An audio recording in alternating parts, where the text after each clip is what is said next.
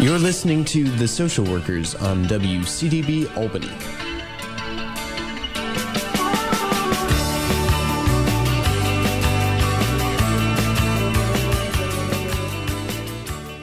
Welcome to the Social Workers Radio Talk Show. I'm your co-host, Alyssa Lotmore. And today we have two guests with us to talk about yoga cognitive behavioral therapy. We have Julie Greiner-Ferris, who is the co-creator of Y-CBT. She is a clinical social worker who attended Boston College Graduate School of Social Work. She has over 25 years of practice in the field of mental health and is currently the program director of outpatient services at Riverside Community Care in the Blackstone Valley in Upton, Massachusetts. Dr. Manjit Khalsa is also the co-creator of Y-CBT. She is a psychologist and a yoga teacher with over 30 years experience in both fields. She is also the president of a yoga education and retreat center located in Millis, Massachusetts, called Yoga at the Ashram. She is in private practice and also works at Riverside Community Care. Welcome to the show. Thank you. Thank you. So today we're going to talk about yoga cognitive behavioral therapy. And I just wanted to say that you both will be doing virtual workshops at the University at Albany School of Social Welfare as part of our continuing education program. The first workshop will be very soon on Wednesday, October 7th from 9 to 12. And there's a sequence for this. You'll be coming back in November and December for other elements of the yoga CBT. So for those interested, you can find out more information at the School of Social Welfare's website at www.albany.edu/continuing education. So I want to say we're going to be talking about yoga cognitive behavioral therapy, and I am very interested in learning more about this. But for those, this is a podcast, so some people might be listening after the fact or not be going to your workshops. So I'd love to, as we talk about this at the end, provide some other resources for individuals who might be interested in finding out more information. Sure. So let's just start off. What is Y-CBT? So Y-CBT, or Yoga Cognitive Behavioral Therapy, is a research-based 6-week group treatment model that blends the therapeutic effects of Kundalini Yoga and with traditional strategies of psychological strategies of cognitive behavioral therapy. When Manjit and I first started working on this project, probably a dozen years ago or so, we were really struck by how beautifully the two modalities fit together to offer people a really comprehensive way to reduce and manage their symptoms of anxiety, where the yoga attends to the physical symptoms and cognitive behavioral therapy addresses the thought problems that people have with anxiety. So how did you even think to develop this? I mean, it makes sense as you're explaining it. It seems like the perfect match, but how did you go about saying, let's do this? Well, I knew from my experience, both personally and with the clients, how much the yoga and meditation could really help a person to work with their anxiety and also just to be able to become the best person they could possibly be. And I wanted to share this technology and the overall framework, the overall theory behind yoga into the wider world of psychology.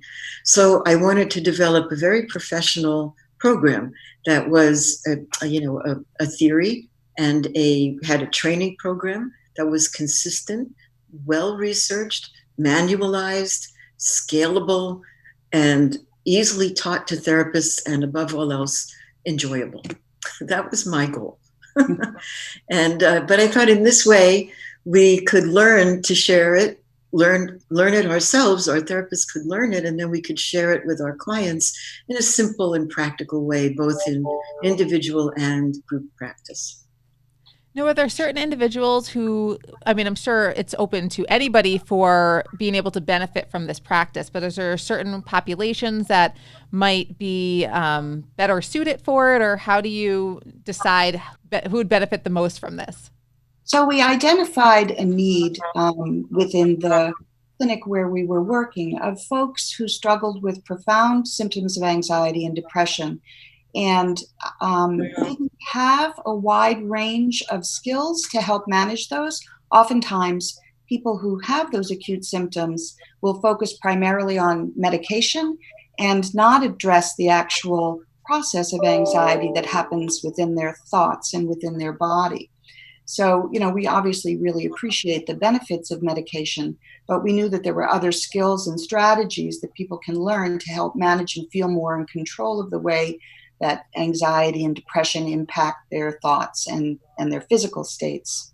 So we put this together, the yoga cognitive behavioral therapy, to help people learn to feel more in control of the way that they're thinking and the way that their bodies are reacting to the stress or symptoms of anxiety. Now, for something like this, you mentioned people sometimes had relied on medication. What makes Y-CBT different than other therapies that might be options for individuals? So Y-CBT is a very simple, elegant approach to anxiety that highlights the relationship between the mind and the body. The smallest movements of our body affect our thoughts, and then the quickest of thoughts, those simple little whispers that you hear, affect your muscles and your health overall in very dramatic ways. A very good example of that is just the act of sitting up straight. You can be thinking, and then you sit up straight and the world changes. And the opposite, when you slouch, the kinds of thoughts that come to you are very different. And so YCBT highlights that relationship and shows you how to work with it with your clients, the breath being very, very important. So YCBT draws attention to these details in a very simple, very understandable way that helps our clients to change and become stronger and more capable of dealing with the anxiety and the stress, especially of our world today. So, and to the best of our knowledge, YCBT is the only research-based psychological treatment model that blends the therapeutic effects of Kundalini Yoga with traditional psychology practice of cognitive behavioral therapy. If you think for a minute about the last time that you were anxious, you were probably worrying and having fearful thoughts, and that your body was tense and agitated. Yoga is known for quieting down the body, but it also impacts the aspect of attention and the workings of the mind. And cognitive behavioral therapy, of course, is the gold standard for managing the content of thoughts and improving the way that we behave and the way that we feel. So we discovered by putting these two things together, we were offering people a much more complete resolution to their symptoms. Now, is this research-based? Yes, it very much is research-based. Right from the beginning, we began our studies. And so we have a published paper, and in that one with adults from our clinic, we found that anxiety was reduced by 23% and depression by 47%. I have beautiful graphs, but I can't show them on the radio. And both were statistically significant. Our teen study that we just completed had a control group. And there, even though they were all in a stress management program, our kids in our program, in the treatment program, did better. They had a dramatic reduction in stress compared to the other, the control group. We also found that we did a larger study at our clinic, and we were able to look at the different diagnostic categories. So we found that people who came in with more than just generalized anxiety, they also had other, they had panic or other things that were troubling them greatly, other symptoms. They were able to, again, reduce their state anxiety by 26%, their trait anxiety by 12%. And for the people who came in with anxiety disorders, their panic and depression went down by the 44%.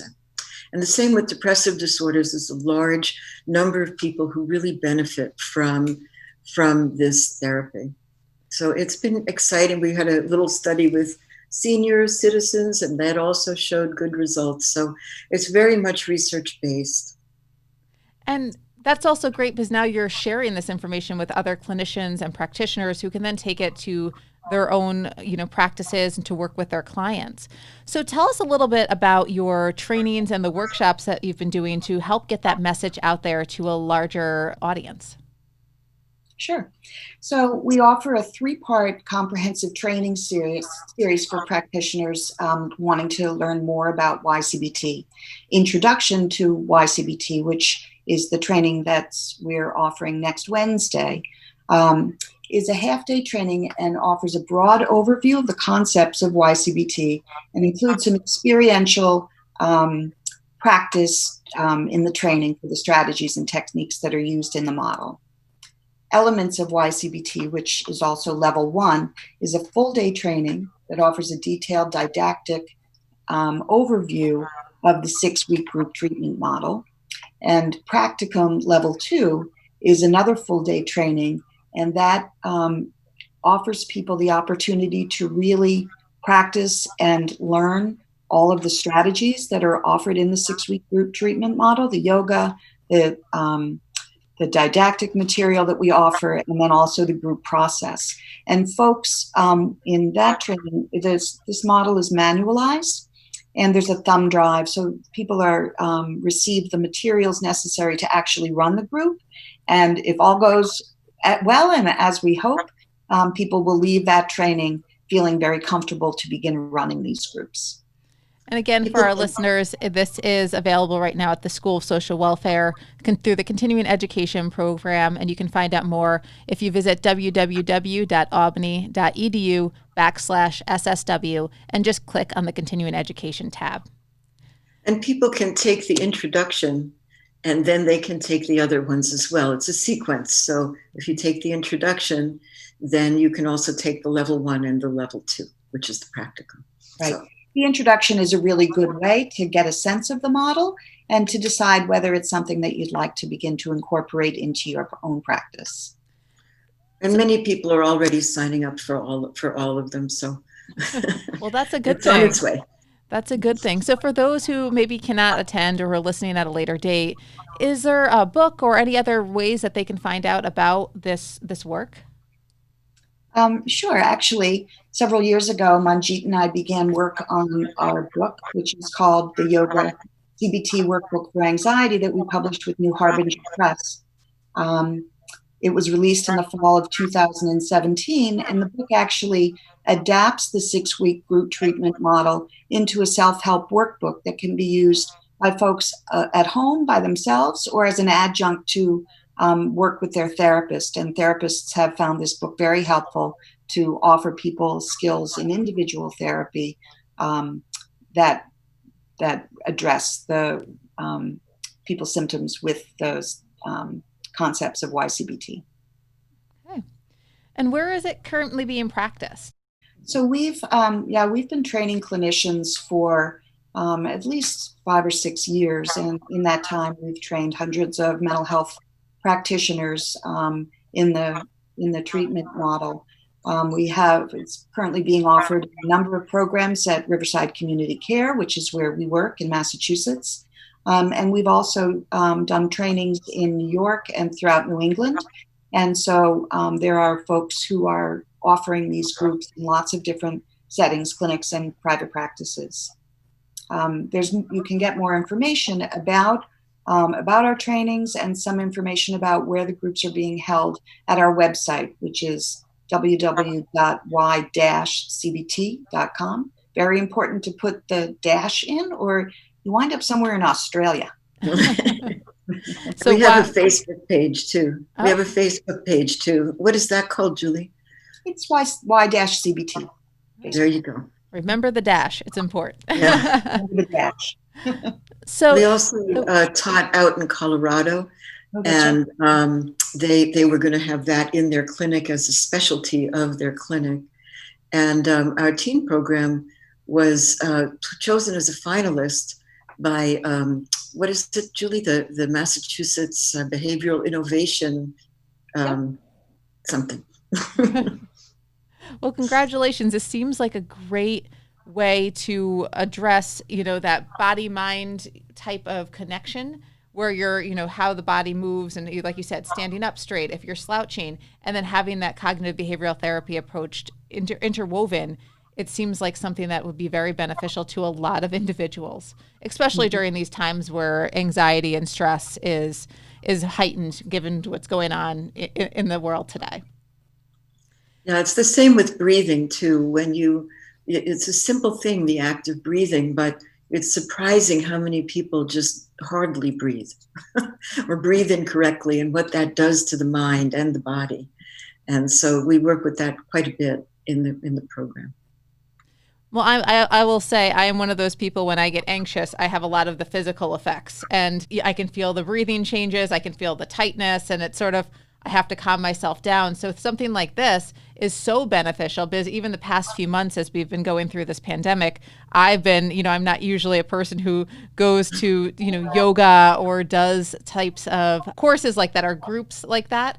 But I've been doing a lot of those lately in the outdoors, just trying to help relax the body, because I do see that effect. You don't think that your mind sometimes is racing so much, but when you realize when you feel the effects on your body, you're able to say, whoa, I need to slow down a little bit. I need to help relax the mind, because it can, it definitely has that physical impact on you.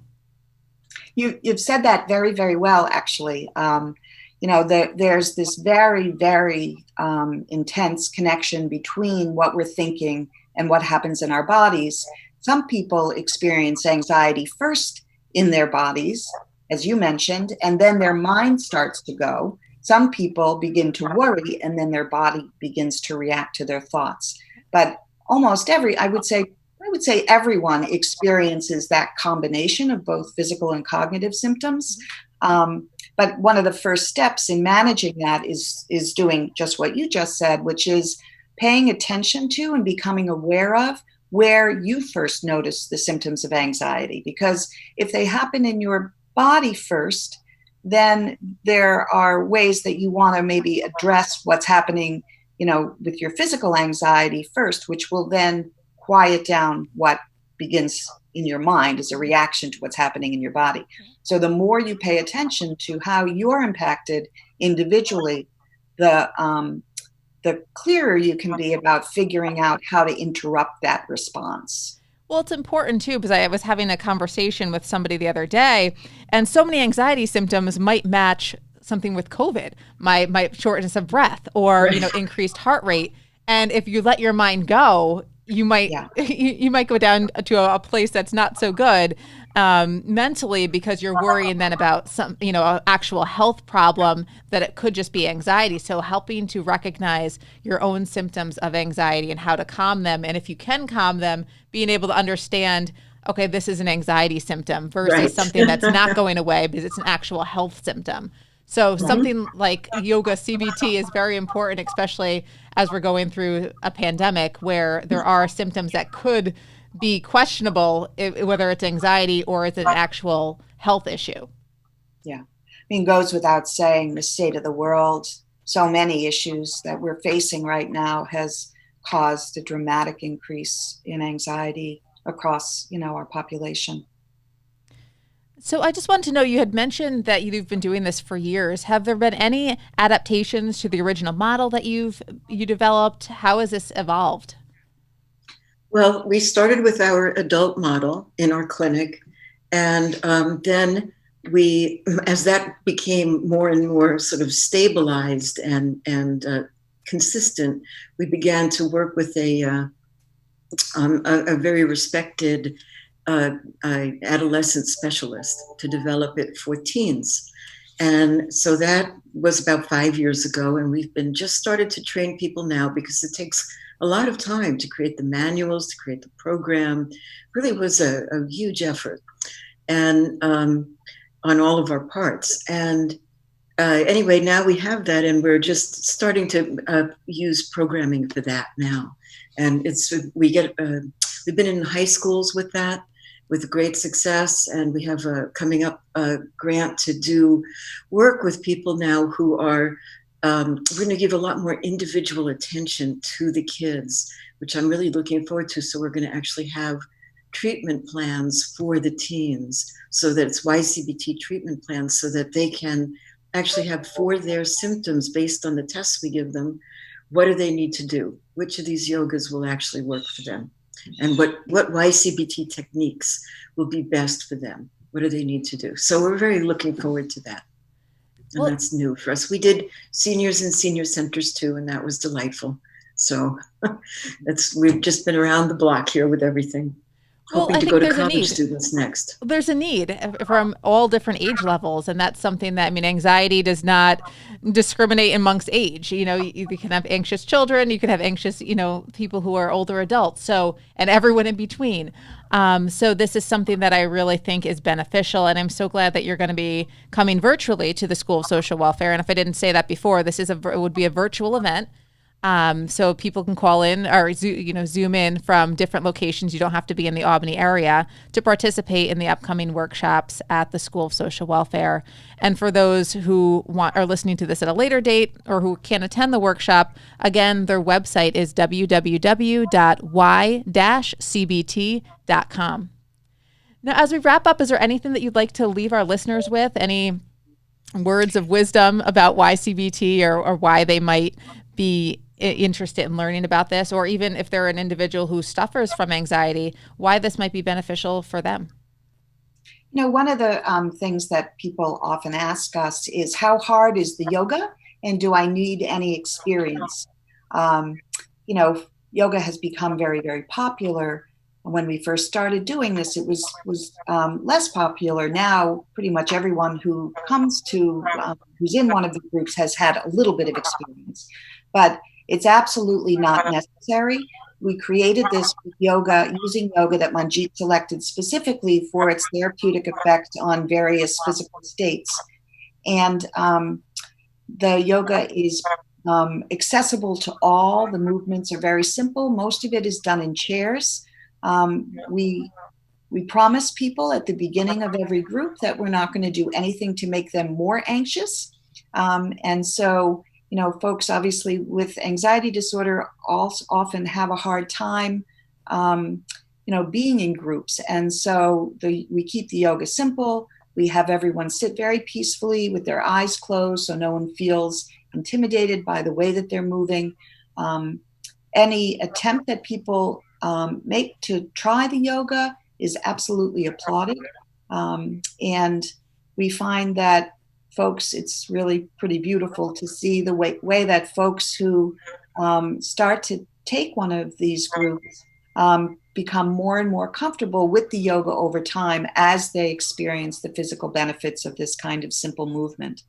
Manjit, do you want to say anything more about the yoga? Yeah, I'll just say that life, especially now, is a real progressive journey, isn't it? You just got to take one day and then the next day and see what you can do to make it a little better. And YCBT is a progressive journey too for the participants, and the group leaders have told us that they themselves are really changed by the experience of leading these groups. So it's a wonderful way. This is a wonderful way to help therapists and clients to feel calm. And calm is the thing we have to try to remember to be right now, especially. It's needed today more than ever before. And lucky we have a technology and a way of getting there. So thank you. And I want to thank you for coming on today, but also for all the work you're doing. I think this is a great practice modality of combining yoga and cognitive behavioral therapy and really helping to address, like you said, that need to be calm. We need to be able to figure out, how do we calm ourselves? How do we know our bodies enough to know, okay, is this a physical symptom of anxiety? And how do we get our mind and our body just to calm?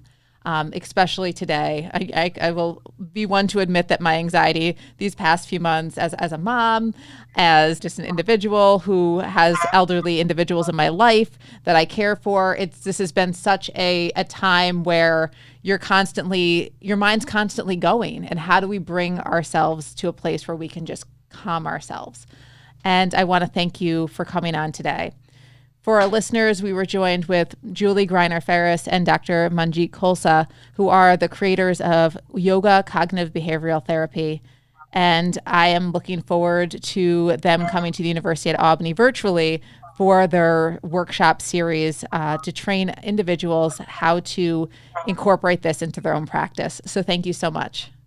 Thank you.